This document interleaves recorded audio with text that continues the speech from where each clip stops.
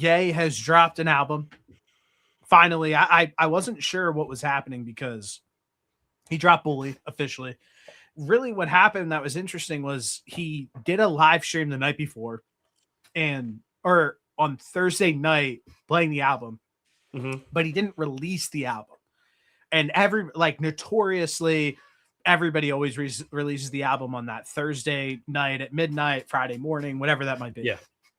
He drops it on Saturday, which I'm not really sure the strategy behind that or why he did that or if there is a reasoning, but I thought we weren't going to get it and we end up getting it. I watched the live stream. I watched the clips in the morning afterwards, like listening to some of the songs. And when I was listening to it, I was like, you know what? This is actually pretty good. And I started to like get like pretty excited for it to like really listen to it and give it a real shot. Then we get the Father music video featuring Travis Scott, which is sick in my opinion. It's fucking Bianca Sensory directed it. There was some behind the scenes stuff where they have like a 3D printed model where they're like rehearsing the entire thing. I just thought like I think the sample's incredible on that song. I think the drums fucking hit on that song. It's incredible. I think both verses are sick. And then today on Instagram, we get behind the scenes where they're cooking up this entire beat from scratch pretty much. And Travis doing the drums and then Ye laying down his verse on it. And that type of immersion. And we've talked about this time and time again, where it's like, it was quick, but it was executed at a high level where it's like, we have this live stream, we have a music video, we have some behind the scenes content, we have this like in-depth, like over the top production concert in LA with some great performances and great people coming out to perform some of their songs as well. And it's like, okay, boom, boom, boom, boom, boom. This all hit like in a 72-hour period, but it fucking hit. And I mean, shout out to Kanye West. I think this album is fire. So even like before all of that, yes, we did get like the boom boom boom of live stream, album, music video, concert. That part of it was great, but like the lead up to this album was like pulling teeth with how many times it was delayed. So like it was originally announced back in like September of 2024 is what I read. And then he released these like work in progress versions of the album on Twitter in early 2025, like in March. And then he came out with like the date of, I think it was June 15th as to when the album was going to be released for his son's birthday. And then we got this video of his son wrestling a Japanese wrestler for like the short film style album rollout, which was super sick. And we kind of just like sat with that for like a long time. And eventually we got to the point where it was like, okay, it's time. And the one thing that I appreciate that he did was there was a lot of AI vocals in that little video and on some of the songs that ended up coming out a little bit earlier. I want to say it was like Monday, the week that he released the album, he posted on Instagram, like, there's not going to be any AI on this album. Like, I'm going to make sure that all the vocals are straight from me, like album coming this weekend or something like that. So it was really like, we got a bunch of information. It got delayed. We got the Bully short film with the son and the Japanese wrestler. Then we kind of had to just like sit and deal with like, there was like 4 songs that came out on Apple Music that are on the album that came out a little earlier. And then it was just like hyper speed right into the album, right into the concerts, right into the music video, right into everything. But we finally made it, and I think it was worth the wait. I had a friend that lives out in LA. He's worked with Justin Bieber actually, and he was at SoFi last night for the concert in a suite, and the view from his suite was just like unbelievable. He was probably at like his eye level was probably like halfway up the cone thing that Ye was on. The lighting was sick. The the visuals that were of the earth that were like put onto that dome and as he was up there singing was amazing. The set list itself was just elite as you can Yeah. possibly get. And for what feels like the first time in how many years? 8 years? I Kanye's would back. that's something that I wanted to talk about real quick. And because I said it today and I just felt like it wasn't that hot of a take. I don't think It's not. Kanye has put out a good project in 10 years. Like it's been a long time. Like I looked through his catalog today. Like I would argue back and forth a little bit that the Life of Pablo like isn't as good as like people hyped it up to be. But we went on a run where Life of Pablo was dropped in 2016.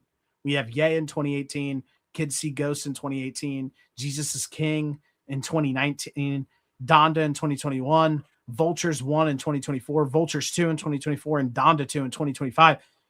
That is an awful, we were on a very bad stretch of Kanye West music.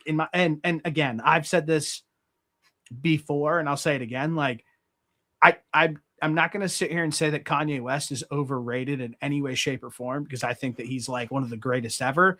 I think that like the hammering home of like he's got all these classics is a little much but like when somebody's clicking at like the highest level of like making music, like Kanye is like the pinnacle of like what it's like when he is clicking and it's like his best, it's like I don't think anybody can touch his best.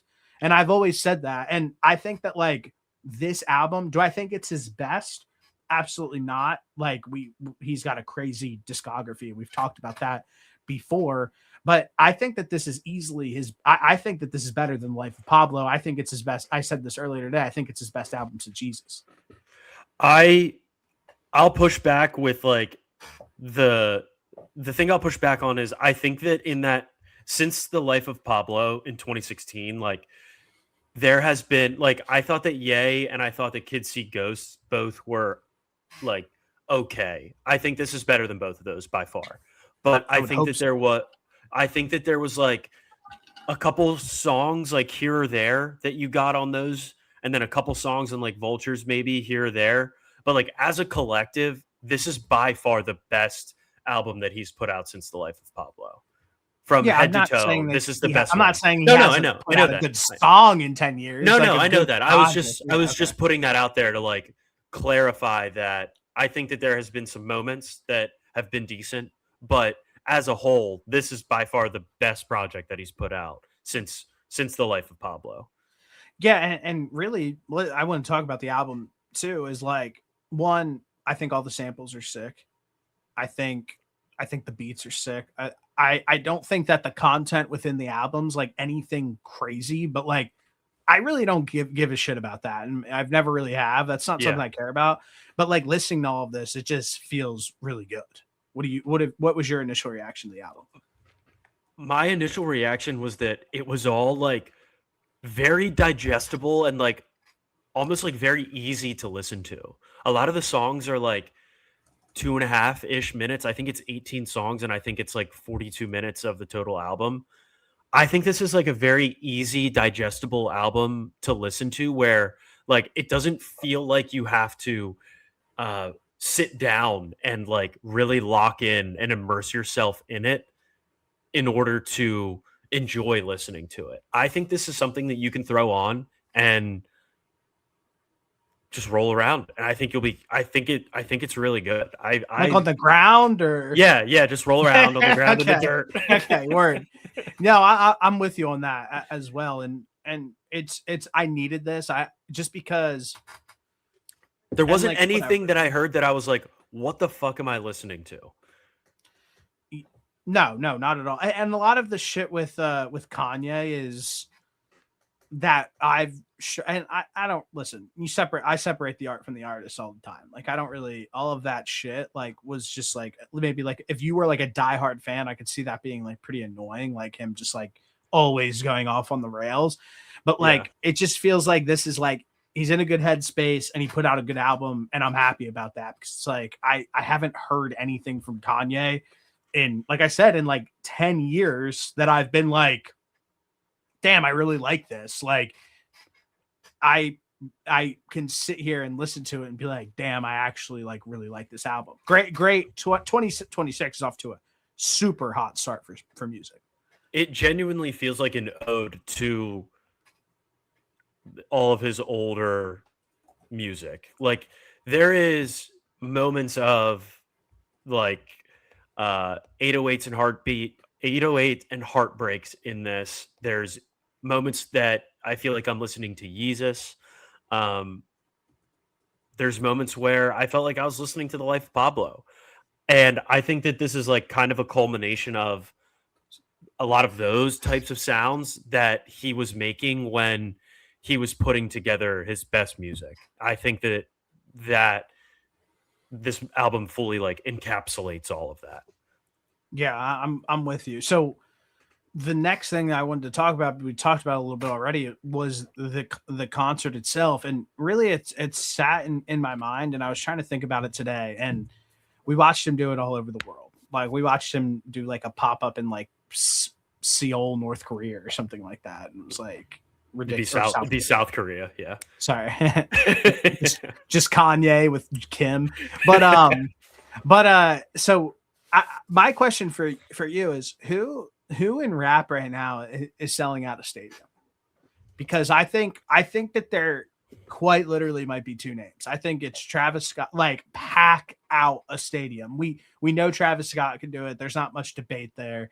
He's done it. Like he was the first person to sell out the Forum like 4 nights in a row or something like that. Something crazy. Yeah.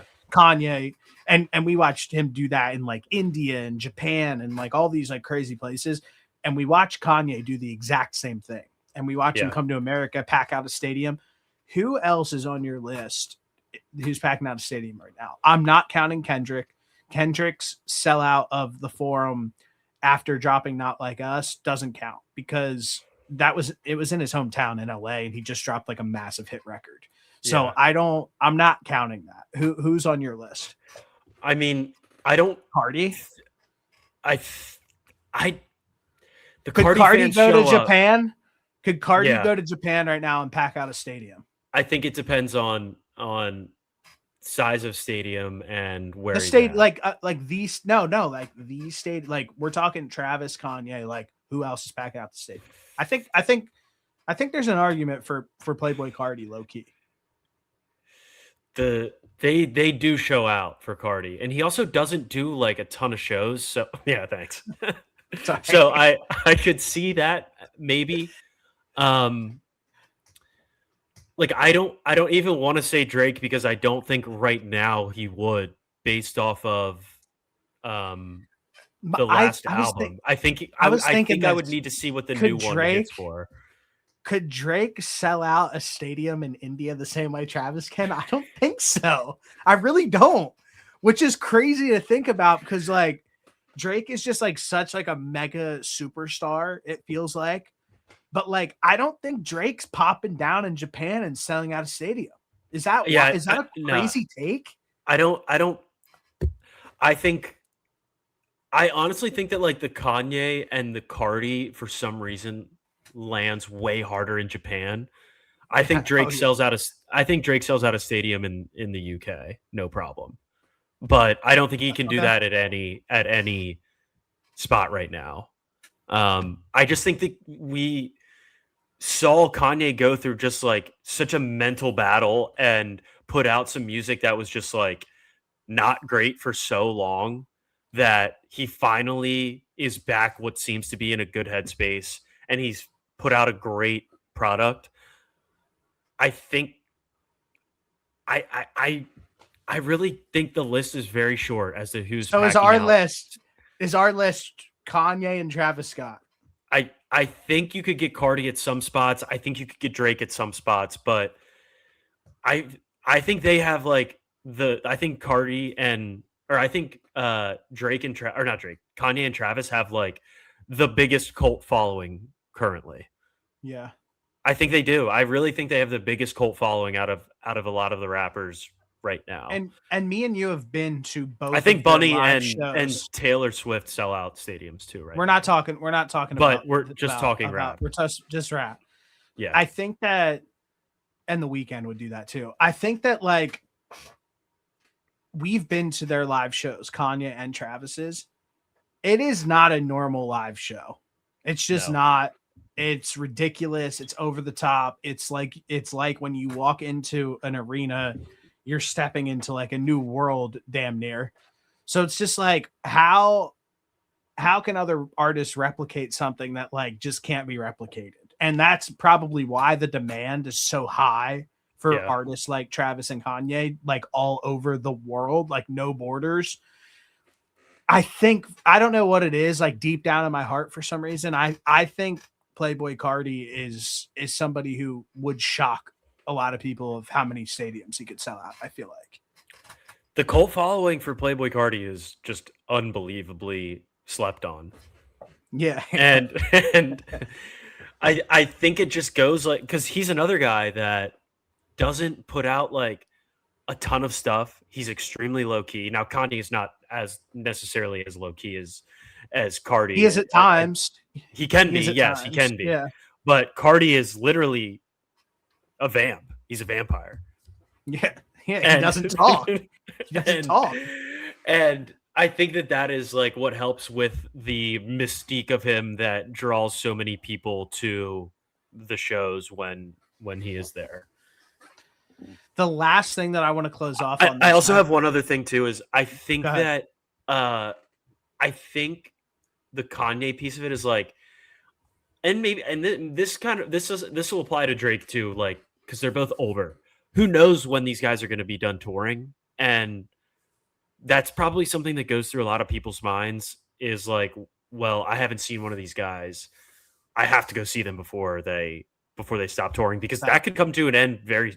They could both decide in the next 2 years that they don't want to tour. I don't think that'll happen, but they could. Drake, I've said this in the past, and I don't know if you agree with this, but I think that Travis, or not Travis, I think Drake's concerts would be best like digested in like a more like intimate setting where maybe he's not playing his like best rap hits per Yes. se. Some of them will definitely hit in settings like that. But like imagine him like in like a Vegas type vibe, like where like he's doing a residency in Vegas and he plays like Redemption or like Feel No Ways or like some of those like The Ride or like throwback like slow jams or like R&B joints, and like some of his like slower raps that like you're not trying to get the crowd like dumb fired up. I almost think that like a smaller venue Drake would like hit way harder than like trying to like pack out a stadium. The other thing that I think plays very well into the Kanye tour life is that he is extremely selective with where he puts on a show at. He doesn't go on these full-fledged tours where he's going to a different city every night. He picks like 10 to 12 spots and is like, all right, this is what I'm doing, and I'm going to do these 10 spots, these 12 spots, and that's it for now. So I think that also plays a role into it as well, because if you're picking and you're only doing 12 shows, like, you're going to get people to show up that are close by, even if you're a couple hours away or a flight away. You're going to get those people to show up if they see that you're only doing 12 shows and they really want to go. Like, I have the list pulled up, and he's doing 2 shows in LA. He's got one tomorrow night, and then he's going to New Delhi at the end of May and Istanbul at the end of May. Like India. Yeah. Yeah, like see what I mean? It's Jawaharlal Halal Nehru Stadium. Not familiar. No. Istanbul at the Ataturk Olympic Stadium, which that's badass. Arnhem, he's doing 2 shows in Arnhem at the Gelredome Stadium. Marseille at the Orange Velodrome, Reggio Emilia at the RCF Arena and Reggio Emilia, Madrid, and Yeah, like then what? he's got 1, 2, 3, 4, 5, 6, 7, 8. He's got 9 shows left. Yeah, he's different. It's just we're talking a different level of performance here. It's There just was a rumor going around that he would do one at Madison Square Garden, which would be so sick. yeah, definitely be But sick. but that's not The on last the the last thing I wanted to say before we close out on this, I nixed the idea when it originally came up, and I said that I would prefer Travis and Don collab album before a Kanye and Travis collab album. I will say the Travis Kanye potential for a collab album at this point is at an all-time high. It's Like higher than ever. watching that them interact on that that Instagram like video that got put out, like White Trash Tyler put out, and Ye and Trav like reposted it. That's they're just locked in on a different level. Yeah. That is what is it? The master and The protege. Like that is, there's no Travis Scott without Kanye West. And even throughout all like the nonsense, I know that Kanye called him out a few times. I don't really think it was all that big of a deal. And apparently neither does he, because they're back working together again. And it feels like every time they are working on a project, whether it just be a song or Travis is helping produce something with Kanye, it's some of the best stuff. It's some of the best quality. It's just some of the it makes you think, how do you even get into that mindset of being able to put that type of spin on a vocal that you turn it into that type of beat and it sounds incredible. Those are just two of the most special talents that we will come across in our lifetime as far as like producing a song. It really doesn't get better. Yeah, I don't think there's any argument there at all. I mean, you know how I feel. How I feel about Travis. I think he's incredibly like underrated, like in the ethos of like the music conversation. Like people try to like almost belittle what he's done in his career, and it's just like, what the hell are you talking about? There's real there could be real special synergy between Travis and Kanye on an album like that, and really through all the ups and downs, like it's incredible that like Travis and Kanye have seemed to be able to stay pretty tight throughout all of this. I mean, they both have kids with Jenners. Like they've done that whole rat race with them. They're not with them anymore, but like they have been able to forever now, like literally since like 2012, have been able to like remain homies and be able to like really work on like high level music together. And I just think that that's incredible. Yeah. It's been, although the stuff that Drake and Kanye did together was really cool. The concert that they did in LA, Glow, I love that song. I think I would much rather have the connection of Travis Scott and Kanye West than a Drake and Kanye connection. And it's not even particularly close. I don't think it's even a conversation. I hate to make I really hate to make this such like it sounded like we like are dissing Drake like super heavy in this episode, honestly. Well, what the hell is that guy doing? It's interesting coming out of you. It really is. You seem down on Drake. Listen, I'm waiting for Iceman. I'm trying to stay patient, but I feel like we talked about this a long time ago where it was like the rollout process for this album.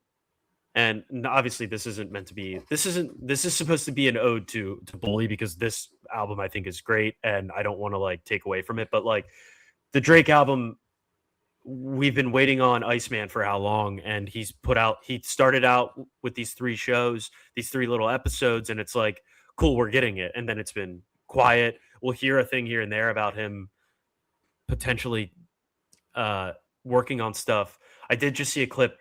Who's the bull that he hangs out with? Brendan DeDon. Yeah. He did. I did just see a live stream of Brendan Brendan DeDon, talking about how he was talking to Drake, and he was like, "Dude, people want to hear you actually rap. Like, take some of the club shit off." And apparently, Drake listened and is like reworking this whole thing. Well, maybe he shouldn't But listen it to shouldn't. Ben the Don. And the another thing, and that's a big No, no. like, Ben was telling him to it's like like he had all this like club shit on for like the girls, and like that's great. Have a couple of those, but he's like, dude, people want to actually hear you put bars out there. I will say there is nothing cornier in like the music industry and in general than like when like Johnny Manziel, Zach Bia, and like Yeah. Ben the Don make their like Instagram profiles like a diamond, and they're like Iceman's on the way. It's like, And then it's not on the way. it's just what a absolutely brutal group of people to surround yourself with from Drake. We've talked about that countless times, but it's just he's out of I think I fear that he might be a little out of touch, but I guess we'll see that on this upcoming We'll see. album. Hopefully he takes the advice. But Ben the Don needed I know. to hop on a FaceTime with him to get the album in check. I mean, that's how you know we're in a bad spot. It could be listen, if that's what it takes for us to get 8 a.m. in Charlotte, Drake, fine. That's fine with me. We'll see. But back to this album, back to Bully. What I wanted to ask you is like, what are some of your like most listened to songs from this? What are some of your favorites? Where are you at on some of these tracks? I mean, I like the whole thing. I'm not like just saying that like at all. Like Yeah. I like all of it equally. I could probably do without the. I've famously have like not been like so into like the Spanish influence on rap The music. Peso Pluma. Like where like I just feel as if like it's like a little unnecessary. Maybe I thought K-pop was an interesting way. Like when Travis did K-pop on his last album with Benito, I thought that was an interesting way to go about doing it because there was such like it wasn't a Latino like influenced music. It was very like there was a very like clear beat. Benito sung in Spanish. The Weekend sung. Travis did his thing on it, and like it felt very like in integrity, I guess, like of like not making it just like a Spanish record, like how like a Papacito or whatever the fuck Drake shit's called, and like and like this like has that like Spanish music influence on it, and I would probably say that's the one song that I could like do without usually. The CeeLo Green feature was like really surprising to me just because I haven't heard CeeLo Green and since I was thought like he was 10 dead.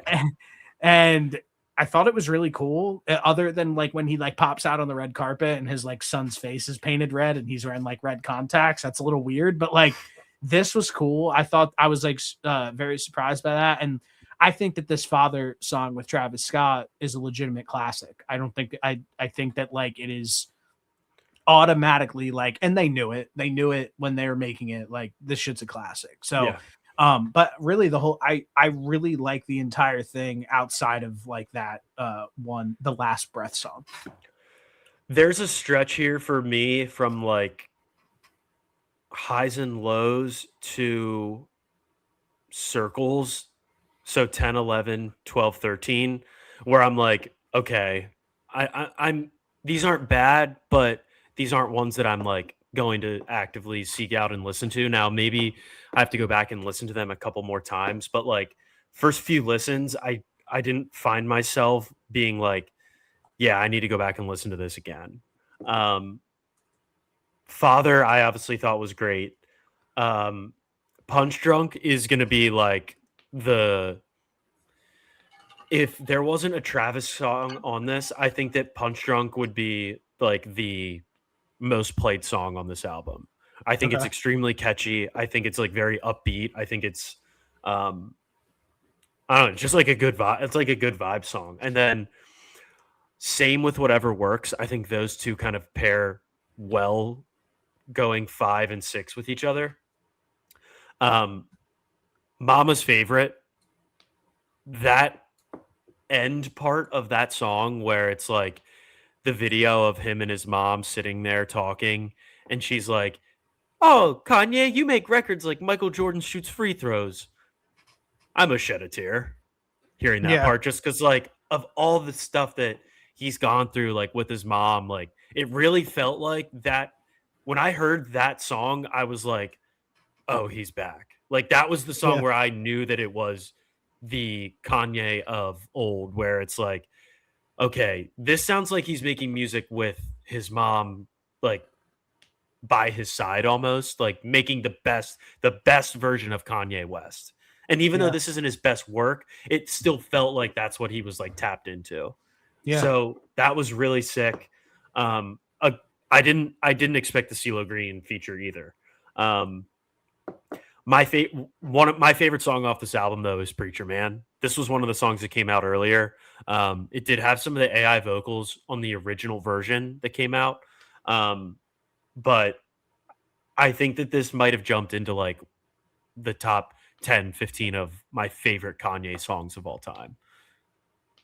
Interesting. I think it's phenomenal. And I think just like it pairing with the video that he put out with his son and that Japanese wrestler, I think it was just so sick. And it just like hit like a different level for me. So um yeah, I love that song. But the Peso Pluma song, I thought it was fire. I know that Yeah. that wasn't your cup of tea, but I fuck with it. Also great album cover. Such a good album cover, and then the merch Great and the album album, cover. the vinyl too. Yeah, great. Like it's just I don't know what it is. It's just It's his son. yeah, no, I know that. I'm saying like I don't know why it just all Oh, fits so well. Like the name, the album cover, the music, I just feel like it all is like so cohesive like with one and super happy with this project. why did you order a grill? I've had a grill in the past, but no, I have not. Well, he's selling one on the website. It's $40. Oh, I'll buy it right now. It's I'm so serious. It's on the website. What's his website? It's bully.yeezy.com. The vinyl, I think the colors for the vinyl are great. It's like there's a baby blue, there's a brown, there's Oh yeah, this I'm getting this gold, girl. I there's just got it. gray, there's clear. I also saw there's a signed version of this, and I saw him signing like a video of him signing these, but They're sold out. he was signing the wrapper, like the plastic Well, part. well, I mean, you're not opening it if he signs it. Then. I know. I know. So you basically have to buy that and then buy another one if you want to actually listen to it. Well, yeah, no shit. You wouldn't open if he signed it. You wouldn't be listening to the record. If he You signed would buy one anyway. if he signed the actual board, the boarded part of it and not the plastic part, I would still listen to it. You would touch that with your bare hands. A signed Ye album. I'm saying if he signed the A casing signed that Kanye. the record went in. A signed Kanye West album you're going to just like put on your shelf and like take out so you can spin it. No, you're not. Like that is the worst take of all time. You would plastic it up, you would frame it, you would get it graded by like CAS or something, and you would never touch I wouldn't that get it. I wouldn't get it graded. You would you don't know that. You don't have a piece like that in your collection. You just don't. That's fair. No disrespect. No, you're not wrong. I do not have a piece like that in my collection. I'm just saying, like, if you I am did about have a to piece buy one of these. I don't know what color I want. I like the chrome one, but I kind of like the red and the clear. Yeah, I need that. Oh, he has a cassette tape too. Yeah, I might just buy that to have it. It's $10. might as well. You need to get a cassette player now. I do. All right. Well, listen, that's all I have today. I'm happy that this got dropped. I'm happy that it's good. There's nothing better than that. And we're off to a super hot start in music in 2026. So a lot of our guys are dropping some high level shit.